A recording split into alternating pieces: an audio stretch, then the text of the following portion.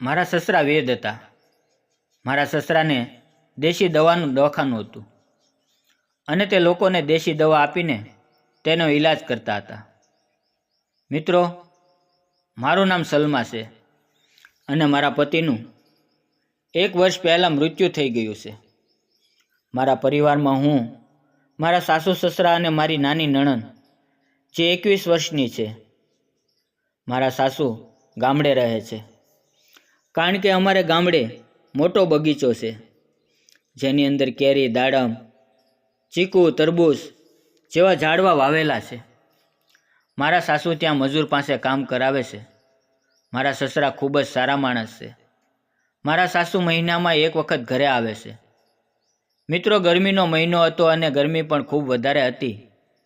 એટલે મારી નણંદ મને કહેવા લાગી, ભાભી, ગરમી ખૂબ જ થઈ રહી છે, ચાલો આપણે બધા ફરવા માટે જઈએ.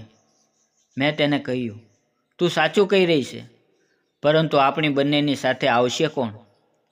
કારણ કે પિતાજી એટલે કે મારા સસરા તૈયાર નહીં થાય. તો મારી નણંદ કહેવા લાગી કે હું પપ્પાને કોઈ પણ રીતે મનાવી લઈશ.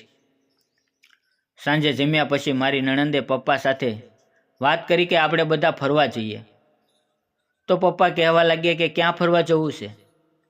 તો અમે બંનેએ કહ્યું, દીવ ફરવા જઈએ. તે થોડીવાર હા ના કરતાં કરતાં માની ગયા અને કહેવા લાગ્યા, હું તમારી સાથે આવીશ. તેણે ઓનલાઈન 3 ટિકિટ બુક કરાવી. પછી મેં અને મારી નણંદે બધા કપડાં પેક કર્યા કારણ કે અમારે સવારે બસ સ્ટેન્ડ ઉપર પહોંચવાનું હતું. સવારે 8 વાગ્યે અમે ઘરેથી નીકળી ગયા. બસ સ્ટેન્ડ ઉપર જેવી અમારી બસ આવી એટલે અમે બધા બસમાં બેઠા. 3-4 કલાક પછી દીવ પહોંચી ગયા. ત્યાં એક સારી હોટલની અંદર રૂમ રાખ્યો. ગરમીની સિઝન હોવાથી દરેક હોટલની અંદર ટ્રાફિક ખૂબ જ હતું. અમને ફક્ત સિંગલ બેડવાળો એક જ રૂમ મળ્યો. તો મારી નણંદ કહેવા લાગી કે પપ્પા, એક જ બેડ ઉપર આપણે ત્રણેયને એડજસ્ટ કરવું પડશે. તો હું બોલી, ઠીક છે. ત્યાં જઈને અમે સાંજનું ડિનર કર્યું. રાતના 9 વાગી રહ્યા હતા એટલે અમે સૂવાની તૈયારી કરવા લાગ્યા. અચાનક મારો હાથ મારા સસરાની ઉપર જતો રહ્યો. તેણે હલાવવાનું ચાલુ કરી દીધું. તેનાથી સહન થતું નથી. તેણે હાથમાં લઈ લીધું. અચાનક મારી આંખ ખુલી ગઈ. હું વિચારવા લાગી, મારા સસરા શું કરી રહ્યા છે? મારાથી પણ રાહ જોવાય તેમ ન હતું. એટલે મેં પણ તેને પકડી લીધા અને કહ્યું કે મારે આ જુએ છે. તો તેણે કહ્યું, હું ઘરે જઈને જોયું જશે. જો તે જાગી જશે તો તોફાન આવી જશે. પરંતુ મેં ખૂબ જ જીદ કરી અને પછી તો તમે જાણો જ છો, થોડી વારમાં મારી નણંદ પણ તેની આંખો ખુલીને ખુલી રહી ગઈ. તે પણ પાગલ થઈ ગઈ હતી કારણ કે તેને પણ ઘણા સમયથી કોઈનો સહારો નહોતો. અને તે પણ કહેવા લાગી કે પિતાજી, મેરે સાથ ભી. અને પછી શું થવાનું હતું?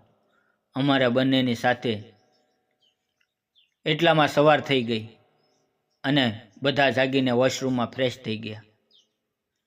અને પછી અમે દરિયા કિનારે ફરવા માટે ગયા. આખો દિવસ દરિયાના દરિયાકાંઠે આરામથી તેમ આટા માર્યા. સાંજે ફરીવાર હોટલમાં આવ્યા તો હું સસરાને કહેવા લાગી કે સસુરજી, આજે ફરી એકવાર તો. મારા સસરા કહેવા લાગ્યા, નહીં, હવે નહીં. હું અને મારી નણંદ જીદ કરવા લાગ્યા. એટલે તેણે અમારા બંનેના મન રાજી રાખવા માટે એક વાર અમને બંનેને ખૂબ જ ખુશ હતા. બીજે દિવસે સવારે ફ્રેશ થઈને અમે ઘર તરફ નીકળી ગયા. ઘરે આવ્યા પછી પણ હવે ક્યારેક હું તો ક્યારેક મારા નણંદ પપ્પાને વારંવાર વિનંતી કરતા હતા. હવે અમને કોઈ પણ વસ્તુની કમી ન હતી. હું અને મારી નણંદ ખૂબ જ ખુશ રહેવા લાગ્યા. અમે બધા ખૂબ જ ખુશ હતા. મિત્રો, વાર્તામાં આવેલા નામ, પાત્ર અને ઘટના કાલ્પનિક છે. તેનો કોઈ પણ વ્યક્તિ સાથે સંબંધ નથી. વિડીયો પસંદ આવે તો વિડીયોને લાઇક અને ચેનલને સબસ્ક્રાઈબ જરૂર કરજો.